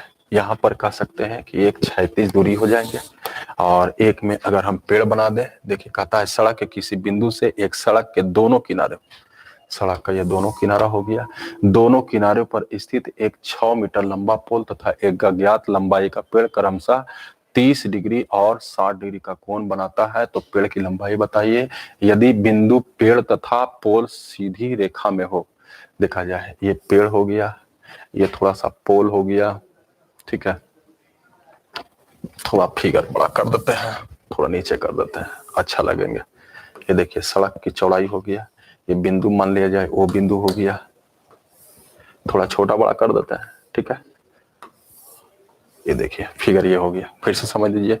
एक सड़क के किसी बिंदु से सड़क के दो किनारे एक किनारे एक कहता है 6 मीटर लंबा पोल, 6 मीटर पोल किसी को मान सकते हैं ए बी सी, अगर ये सी कर दिया जाए, यहाँ डी कर दिया जाए, तथा एक अज्ञात लंबाई का पेड़, तो पोल और पेड़, पोल किसको मानना है, जिसको बोल दीजिए, चलिए इसको पोल मान लेते हैं, जबकि ये पेड़ हो गया, ये दिया हुआ आपका नहीं है, ठीक है। और ये कोण जो बनाया है 30 डिग्री बनाया है और एक 60 डिग्री बनाया है। क्वेश्चन में कहा गया कि बताइए दो चीज, पेड़ की ऊंचाई भी पूछा है और इन दोनों के बीच की दूरी ये दे दिया है, कितना के बराबर होंगे, 20 के बराबर। और सिर्फ यहाँ पर पूछा है कि पेड़ की लंबाई बताएं, जबकि पेड़ और पोल सीधी रेखा में है और पेड़ और पोल के बीच की दूरी जो है वो 20 मीटर है। अब देखा जाए कितना इजी क्वेश्चन हो जाएंगे। यहाँ से अगर तोड़ा जाए, इसका मान अगर निकालना चाहते हैं तो tan 30 के हिसाब से इसको हम लिख सकते हैं 1/√3। तो परपेंडिकुलर का तुलना परपेंडिकुलर से होगा और √3 से गुना करेंगे तो यहाँ तक का मान आपका आ जाएगा। जबकि अगर ये मान कहोगे तो 20 में से अगर हम 6√3 घटा देंगे तो यहाँ तक का मान आ जाएगा। अब tan 60 के आधार पर छोड़िएगा तो √3/1, तो ये परपेंडिकुलर का काम किया और ये बेस का काम करेगा, यानी 20 माइनस 6√3 का तुलना 1 से कीजिएगा और √3 से गुना कीजिएगा तो ये निकल जाएंगे दूसरे पेड़ की ऊंचाई। ये लीजिए आपका आंसर इसका भी तैयार हो गया। गुना उना भी कर दें कि हो जाएंगे। ये आंसर हो गया आपका। किसी को समझने में प्रॉब्लम है तो बोल सकते हैं। किसी को समझने में कोई प्रॉब्लम है तो बोल सकते हैं इसको। 20 कुछ लोग गुना भी कर सकते हैं, 20 गुना √3, 20√3 6 18 हो जाएंगे, यानी आंसर कुछ लोग ये भी लिख सकते हैं 20, देखिए शायद इसमें मान नहीं देना है तो आंसर मिल जाएंगे 20√3 और 6√3 गुना √3 6 18, देखिए ये आंसर होनी चाहिए 20√3 माइनस 18, यानी ऑप्शन नंबर आपका बी होनी चाहिए।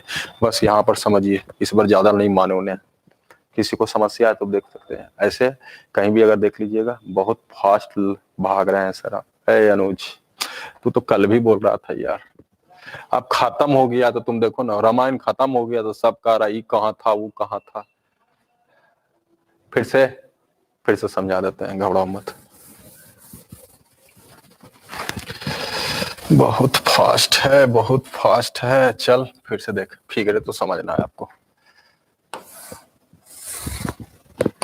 फास्ट कुछ नहीं है बाबू, क्रैश कोर्स है, ठीक है। तो क्रैश कोर्स की तरह ही देखिए, ज्यादा बेहतर होंगे, बुरा मत मानना। ये देखो, ये आपका कितना दिया हुआ था 6, ये कितना दिया हुआ है 30, ये कितना दिया हुआ था आपका 60, ठीक है। देखिए कितना इजी हो जाते हैं। ये 60 है ना, तो हम 30 के आधार पर तोड़ेंगे इसको, तो tan 30 का मान कितना होता है, तो 1/√3 होता है। तो ये क्या हो गया परपेंडिकुलर, ये क्या हो गया बेस। कहाँ तक का बेस, यहाँ से लेकर के यहाँ तक का बेस, यही बेस ना। तो ऐसा करते हैं, मान दिया हुआ परपेंडिकुलर का, हम लोग कहेंगे तो परपेंडिकुलर 1 होंगे, बेस निकालना है तो √3, तो ये किसका मान आ गया 6√3, इसका मान आ गया। अब इसका मान चाहिए तो क्या करोगे, 20 में से 6√3 घटाओगे कि नहीं अनुज जी, घटाओगे ना।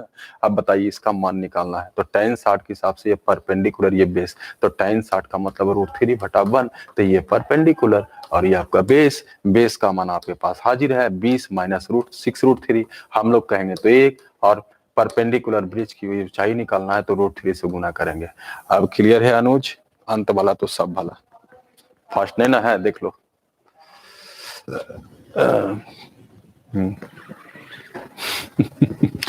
अब क्या, अब तो फिर से बता दिया अनुज तुमको,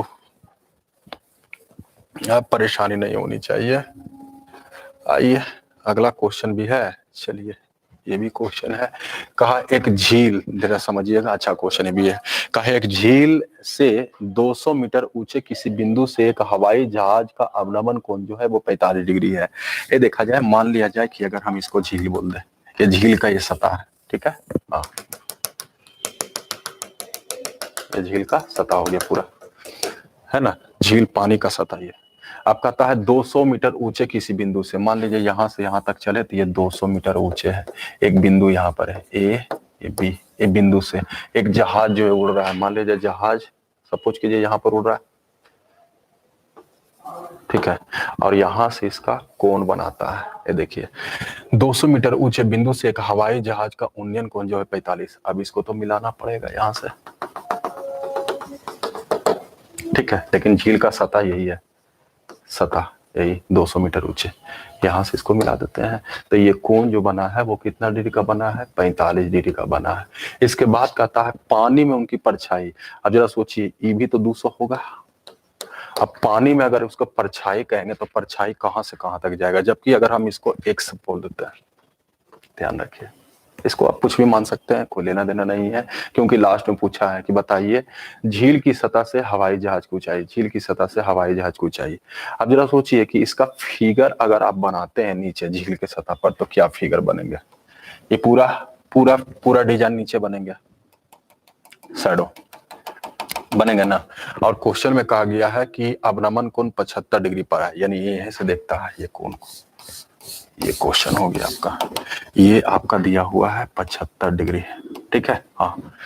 अब क्वेश्चन में कहा गया कि बताइए कि झील से सतह की हवाई जहाज की ऊंचाई, मतलब यहीं से आपको निकालना है, जबकि ध्यान दीजिए ये मान यहां से यहां तक कितना होगा आपका, ये भी आपका x प्लस 200 होंगे, पूरा ये शैडो या वाला पूरा आएंगे तो यहाँ से यहाँ तक x प्लस 200 होंगे। अब यहाँ पर आप निकालने की कोशिश करो, चलो जल्दी जल्दी से फटाफट बनाने की कोशिश करो। सबसे पहले देखो ये 45 है तो ये भी 45 हुआ होगा, तो x है तो ये भी कितना होंगे, तो वो x होंगे। अब चलिए हम यहाँ से चलते हैं, ये वाला राइट एंगल ट्रायंगल देख रहे हैं, देख रहे हैं ना, तो tan 75, tan 75 एक तरफ लिखेंगे क्योंकि tan 75 का मान आना चाहिए आपको। tan 75 के आधार पर चलेंगे तो ये परपेंडिकुलर, परपेंडिकुलर कहां से कहां तक होगा, यहां से यहां तक का मान x प्लस 200 है और 200 वहां हो जाएंगे, यानी परपेंडिकुलर का मान हो जाएंगे x प्लस 400 हो जाएंगे। जबकि कहा जाए यहाँ पर अगर हम बेस का मान करेंगे तो बेस का मान आपका x हो जाएंगे। अब x का मान निकालते हो बाबू और फिर 200 में जोड़ देते हो तो ये निकल जाता है आपको झील की सतह से हवाई जहाज की ऊंचाई। जबकि tan 75 का मान आपको याद रहना चाहिए, तभी आंसर इजी वे में बात है। tan 75 का मान याद है, चलिए नहीं याद है, बहुत लोग को नहीं याद है, क्या किया जाए, tan 75 का हम बताए थे आपको, याद कीजिए 45 प्लस 30 कर करके, याद है ये चीज, tan 45 tan A 1 tan B यही था तो आपका, यानी √3 + 1 बटा √3 - 1। इसमें रेशनलाइजेशन करना चाहते हैं तो इसका मान दे सकते हैं √3 + 1 बटा √3 - 1। मतलब अब आप डील करने की कोशिश कीजिए, आंसर आपका आ जाएंगे। परमयीकरण करना चाहते हैं तो इसमें परमयीकरण भी कर सकते हैं, फायदा नजर आएंगे तो आपको करना है, चलिए कर देते हैं। लास्ट क्वेश्चन है, ये देखिए इसका मान 2 हो जाएंगे, ठीक है, और ऊपर का मान जो हो जाएंगे वो आपका 4 + 2 √3 हो जाएंगे और नीचे 2 हो जाएंगे, जबकि x प्लस 400 हो जाएंगे बटा x हो जाएंगे। ये कैलकुलेशन किया गया है, काटिएगा तो 2 दूनी 4 यानी 2, यानी इसका पूरा मान अगर कहा जाए कैलकुलेट कर करके तो आपको आ रहा है मात्र 2 + √3। अब तो आप इजी वे में कर सकते हो, जबकि आपको tan 75 का मान निकालने के लिए हम आपको समझाएं बाबू, समझाया ना। अब यही क्रॉस मल्टीपल करने की कोशिश कीजिए, इधर देखोगे तो ये आपका x × 2 + √3 और एक x इधर का है, ये बराबर 400 हो जाएंगे। x कॉमन निकालिएगा यहाँ से तो 400 और बटा हो जाएंगे 2 + √3 - 1, यानी आप इसी को लिख सकते हो 400 बटा ये √3 + 1 के रूप में। अब आपसे क्वेश्चन पूछा गया कि बताइए ऊंचाई बताइए, तो ऊंचाई 200 में ये x का मान जोड़ देंगे 400 बटा √3 + 1, ये आपका आंसर तैयार हो जाएंगे। देख लीजिए, डील उल कर लीजिएगा, डील हो जाना चाहिए। ठीक है, बस यहीं तक तो था आपका, मतलब यहाँ के बाद आप डील कर लीजिए, आंसर आपको तैयार हो जाएंगे। क्लियर? कैलकुलेशन करना आपका काम है बाबू, है ना। बाकी हम सारा चीज आपको समझा चुके हैं और लगभग समझ गए होंगे आप लोग भी। ठीक है, तो चलिए अब खत्म हो गए। हाँ, बेहतर हो गया कि अब खत्म हो चुके हैं आप। अब आप क्या कीजिए, और भी है देख लेते हैं, अगर रहेगा तो ठीक है, लेकिन अब नहीं है सर, खत्म हो चुका है। अब क्या करना है, हाइट एंड डिस्टेंस तो खत्म हो गया। ये बताइए, ध्यान दीजिएगा, ध्यान दीजिए, सुन लीजिए। कल तो टेस्ट होंगे 9 बजे से आपका, ठीक है। प्रैक्टिस भी, जो क्वेश्चन बैंक का क्वेश्चन था वो खत्म हो गया है। और रह गया कल वीडियो क्लास बना दे कि लाइव क्लास पढ़िएगा, जल्दी से कमेंट कीजिएगा। स्टैटिक्स का बहुत अच्छा चैप्टर है, 1-2 क्वेश्चन उससे रहते हैं। जैसा बोलिए, वीडियो बना दे उसका कि लाइव क्लास के रूप में दे दे, लेकिन 3 घंटा लगेंगे उसमें, पूरा एक साथ ही किया हुआ। जैसा बोलिएगा लाइव, तो लाइव में भागिएगा नहीं ना अनुज जी, 3 घंटा लग जाएंगे। खा पी के आइएगा बढ़िया से, बीच बीच में हम 5 मिनट का ब्रेक देंगे। ठीक है, ठीक है मोहित मोहंती जी। और इसको फिर से क्या करना, थोड़ा थोड़ा अगर कंफ्यूजन अगर होंगे तो उसको फिर से रिपीट कर लेना, ठीक है। और उसके बाद फिर हाइट एंड डिस्टेंस पर उतरिए, कोई परेशानी नहीं होंगे। लाइव ही दिया जाए, ठीक है। तो थोड़ा टेलीग्राम पर आप लोग एक्टिव रहिएगा, हम मैसेज दे देंगे। हाँ, टेलीग्राम पर एक्टिव रहिएगा, भागना नहीं है। यानी संडे तक पूरा आपका टॉपिक पूरा खत्म मिलेंगे, लेकिन हम ये नहीं करें कि हम भाग रहे हैं, हम साथ छोड़ रहे हैं, नहीं छोड़ेंगे। सोमवार से कुछ नया करेंगे हम लोग। हाँ, क्योंकि प्रैक्टिस भी खत्म हो गया है, तो वो प्रैक्टिस का नया क्वेश्चन हम डालने वाले हैं, फिलअप कर लेंगे। ठीक है, तो मिलते हैं कल टेस्ट में हम लोग 9 बजे से, है ना। और उसके बाद नहीं होगा तो डिस्कस कर लेंगे, ठीक है। ठीक है, बाय।